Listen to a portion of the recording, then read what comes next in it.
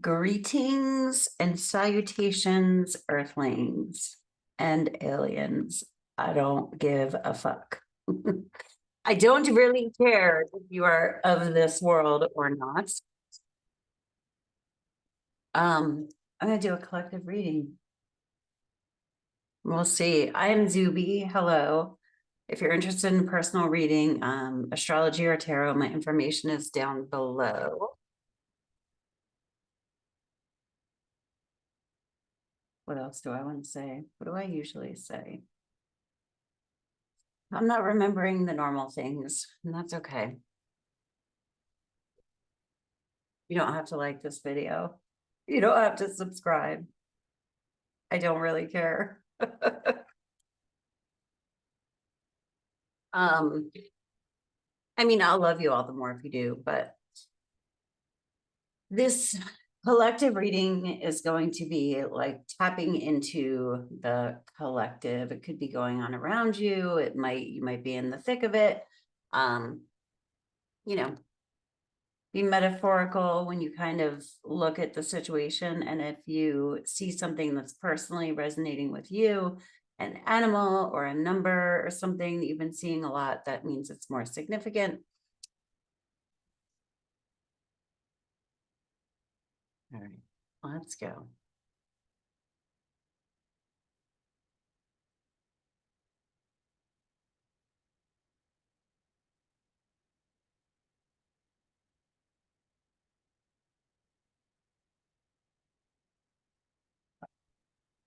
I think my brother's here, but also, hi, the Fool. He always sends me the Fool card. So the Fool, I love this deck too, because it's an angel. And we're just kind of like, we're floating. We are moving into new territory, feeling naive, feeling foolish, going into the unknown. Are we surrendering to that, or are we fighting it? Are we trying to control things?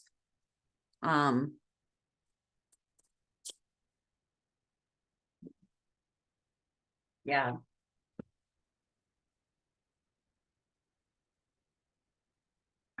This card is amazing. So, Three of Wands. And I'll tell you why this card is amazing. So wands are fire energy. Fire is creativity, passion, action, movement. However, in the Three of Wands, he is standing at the edge of land and he's waiting for his ships to come in. So here's the way I like to describe this card. The wands are the journey of manifestation. And with the Ace of Wands, we're manifesting a new idea. With the Two of Wands, we're realizing that we're intentional. Like when we put an intention out there, that is what we receive, for positive or negative. So with the Three of Wands, we're learning that the universe is or God or source, however you want to look at it, angels, I don't know, are an active participant in this process. So not only are our thoughts and intentions putting things out there, whether you want to look at it as energy or whatever, but the universe is responding and co-creating with us. So this is where we're realizing that we are co-creating with spirit. And with the Three of Wands, he can't go any further. So the Three of Wands is about expansion and growth. And I always like to say that in this card, he's looking out in the ocean. And is he up in his head worrying that what is meant for me is not coming? Or is he staying at peace, right? So while I said that the wands are fire, fire is generally action, but the Three of Wands is not necessarily like movement action. You know, this is where we go, I know it's coming. And I had just said surrender. So this is amazing coming out for the Fool card.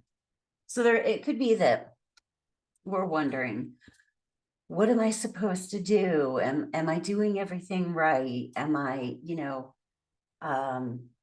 it's like where we're uncomfortable because it's a waiting period. suspended, you know, just kind of floating along, trusting spirit that things are going to be okay. Let me get a few more. But we don't want to hastily just keep doing action, action, action. The Empress. That's receiving. She knows her worth. She is ready to receive. This is the mother of the tarot. It's the divine feminine. So the feminine energy, that's yin. We're ready to receive it. You deserve whatever it is that you set out, whether it's a feeling or something like that. There's something here where we're working through a trust process. Okay, so I just kind of let me ask a question. So what if we're not? What if we're not trusting? What's going on then?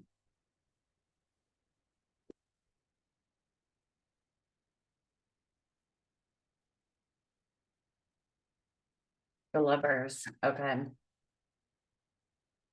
The Lovers card. Oh, sugar. I don't think you're supposed to put naked stuff on. I see other tarot readers cover stuff up.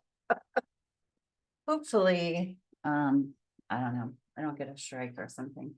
I don't think I'm famous enough yet. The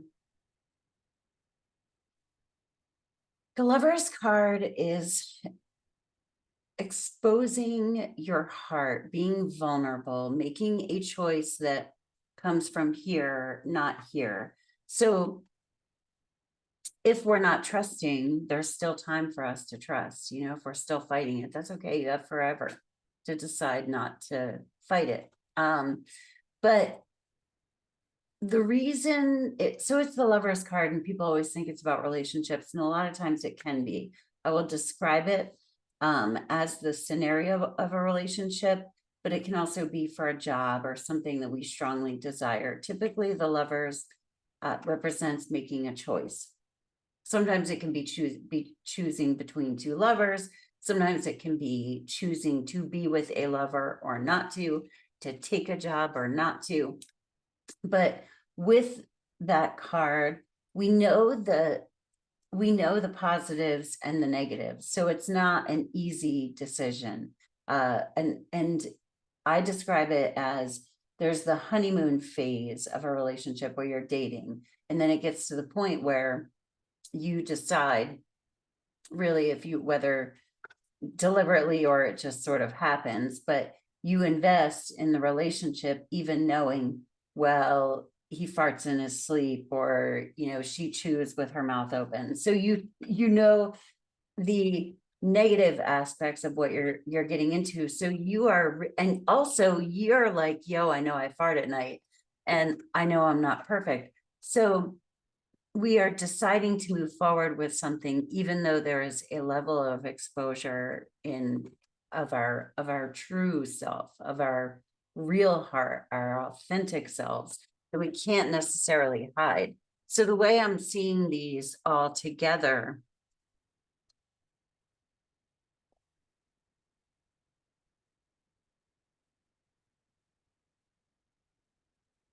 I'm looking at the Fool and the Empress. We have to trust, and this goes back to the choice that I'm seeing is that choice to let go.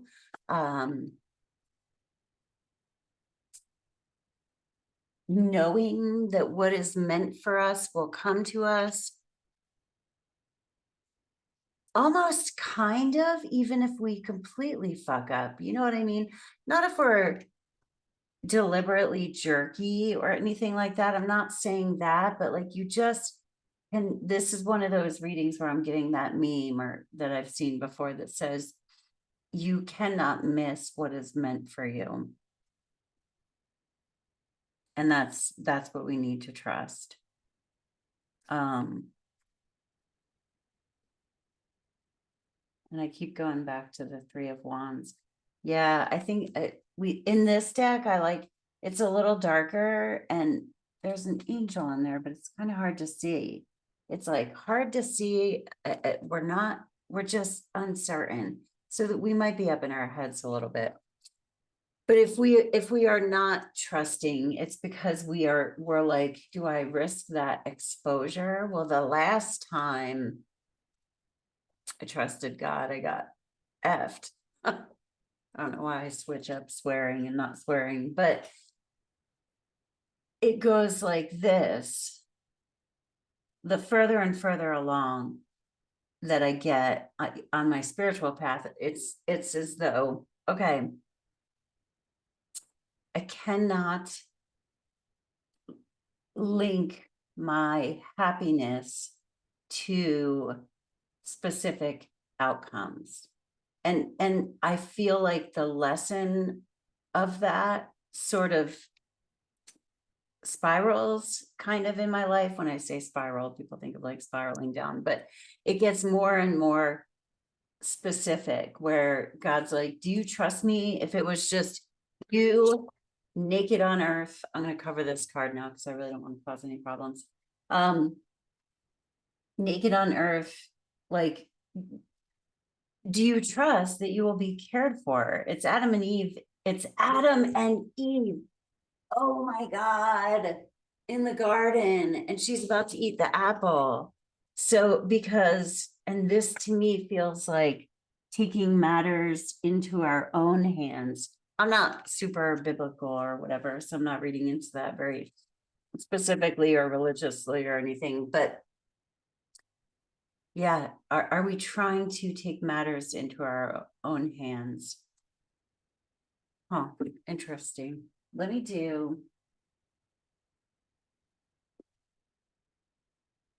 these. Energy felt better today when I was meditating than it did. Mercury, oh yeah, this is timeless, but if you're watching it around February 6th, I always do my readings timeless, but Mercury just came out of its shadow. So Mercury retrogrades and then it spends a period of time in its shadow, and now it is out of its shadow. So we're in brand new territory with our minds, our words, our thinking.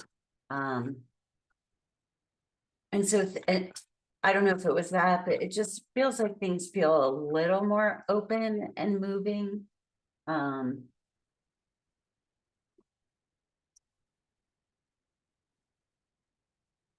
Meditate and contemplate. That feels like a kind of a call to action to meditate. And that's what I was saying in this card.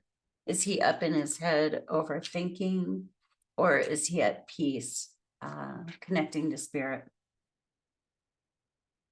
That's a new moon in Pisces, and the new moon in Pisces coming up. We just had the full moon in Leo, so the new moon in Pisces will be in a couple weeks, which is funny. Yeah. Take time to breathe out. You've worked hard. That's kind of what I'm getting. You've worked hard. Take a deep breath. It's like there's chill. There's nothing more that let a few things happen before you take action. We're waiting on a response before the next movement can come up, and anything that we do right now will just be busy work almost. And if you have busy work or stuff, I don't mean do nothing. I mean, if there is something that you are in the process of manifesting or creating, do your tasks by all means, but it's like nothing drastic, no drastic moves. Every day is a new beginning. Yeah, like we get to begin anew every day. And to me, this feels like we're moving more into this space of being in the moment. And right now, I have like a buffer thing on my Zoom. I don't know if you can hear it, but my kitten has one of those balls that goes around the spinny thing, and she's just spinning it around and around. It's really noisy. I hope that it's not disrupting. I don't think you'll hear it at all, honestly, but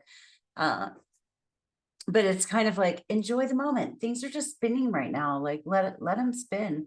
She's watching, and then she knocks it and because the ball stops, you'll know, it'll be an instinct. It'll be like, do you see how I pull everything into my readings? But you'll know when to take action. It's like there will be something that will trigger an innate response in you. And right now it just feels a bit like a pause and watch things happen, because I feel like things are going to be popping up.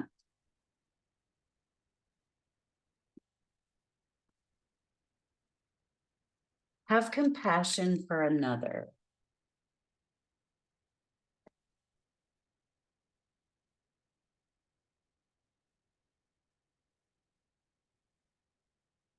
If you have anything messy or anything going on, because we did see the Lovers, if there's relationship stuff,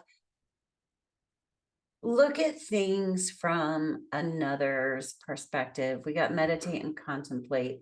Don't,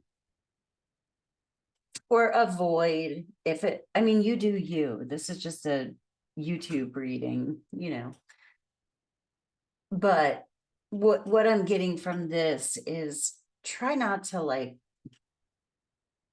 spout off, really receive and check yourself. We're working on purging old triggers and healing old like wounds, trying not pointing the finger at other people, really taking responsibility for ourselves, for our own actions and reactions and emotions. So, and have compassion for another. See, remember, we're all one. Mhm.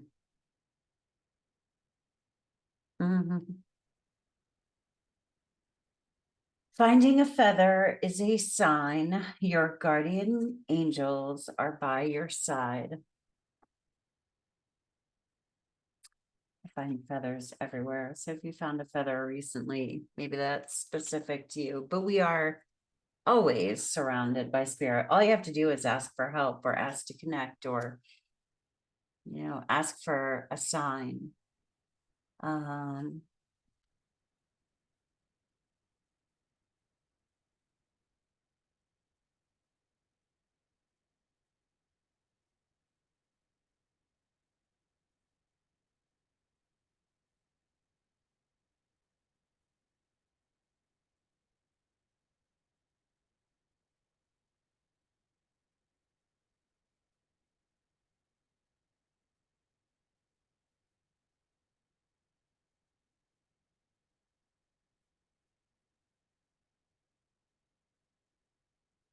When I'm connected to my joyful presence, I attract support from the universe. Yes.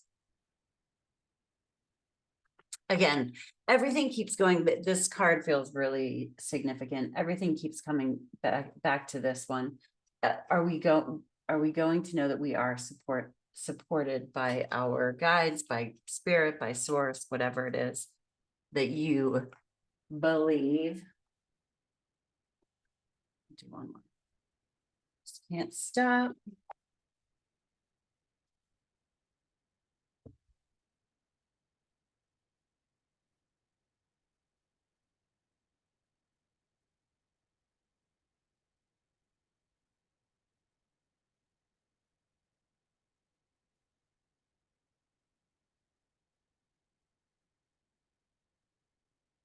Gratitude. Number 23. Be thankful. Be thankful for what you do have. That's always an amazing place to go. Sometimes it's really hard, but when we're here, be grateful. Think of things that have worked out for you. Be grateful for people in your life. Be grateful for spirit, whatever you can find to be grateful for. Be grateful you have a roof over your head. Sometimes with the gratitude journey, I've had to get very basic. But remembering things that we're grateful for, no matter how small they are, does help to flip things around for me. Acknowledge your emotions, let them out, let them go through. Don't stuff them. Like if something is coming up for you, release it. Don't push it back down. But then afterwards, remember to turn back to gratitude. I just got maybe make a list of, or start a journal with just, I am grateful for. I know some people every morning will do 5 things they're grateful for, but what I was getting was literally like 100 things I'm grateful for, and do it in a week or 2 days, however much gratitude you need to get. But I don't feel like I'm done. Hold on one sec.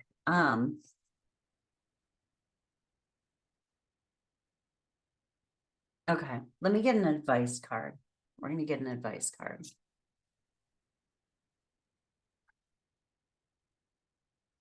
Queen of Swords, shut up. You know what I love about her is that she is writing. Yeah, she's writing. She is thinking, but the Queen of Swords is also a listener. You know, the feminine energy is that yin, it's receptive. So it's listen, spend more time listening, and then release things through a pen, through a journal, or whether it's artwork, whether you write.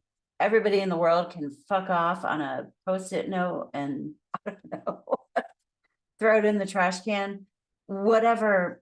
There's something about writing or scribbling or painting or something, making a list, but she does listen.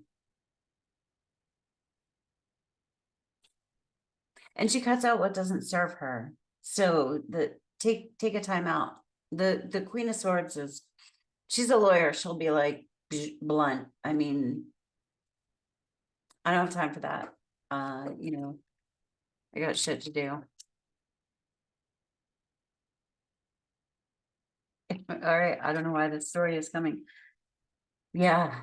With the Queen of Swords, I'm like, if somebody's like, well, what do you have to do?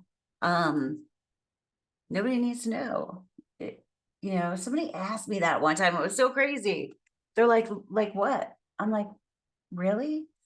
I'm gonna go be by myself. That's what.